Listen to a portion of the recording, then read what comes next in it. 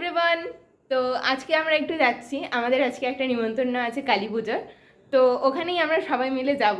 আমরা দুজন এখন রেডি হয়ে গেছি আর সবাই বাকিরা রেডি হচ্ছে। আমরা একটু পরেই বেরোবো, তোমাদের সাথে সব শেয়ার করছি আমরা কি কি করছি। তো গাইস এখন আমরা যাচ্ছি আর আমাদের সাথে এসে আরেকটা লোক জয়েন করেছে, কিন্তু ওকে কিন্তু নিমন্ত্রণ করেনি।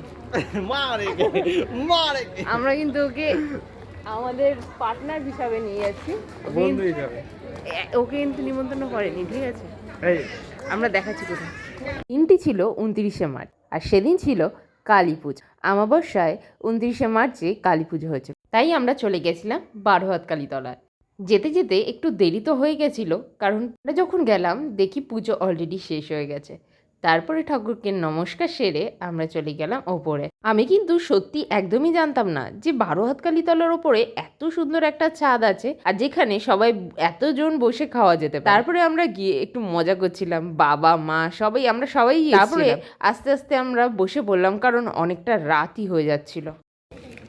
তুমি জানতা বাবা এই বারোহাত কালীর ওপরে এরকম ছাদ আছে? জানতা? আমি কিন্তু ফার্স্ট দেখলাম রাস্তা দিয়ে। তুই আর তাতাই দুজনেই জানি। আমি প্রথমবার দেখলাম, আর সত্যি আমি প্রথমবার দেখলাম আজকে। শেষ হয়ে গেল। প্রসাদটা এতটাই সুন্দর, মায়ের প্রসাদ বলে কথা, মুখে দিলেই মানে অমৃত। অসাধারণ অসাধারণ, গরম গরম অসাধারণ। এই প্রসাদ পেলে মনোকামনা এমনিতেই পূর্ণ হয়ে যায়। বা তোমার কেমন লাগছে? সুন্দর সুন্দর হয়েছে। তো বন্ধুরা, আমাদের খাওয়া দাওয়া শেষ হওয়ার পর আমরা চলে এলাম নিচে হাত ধুতে।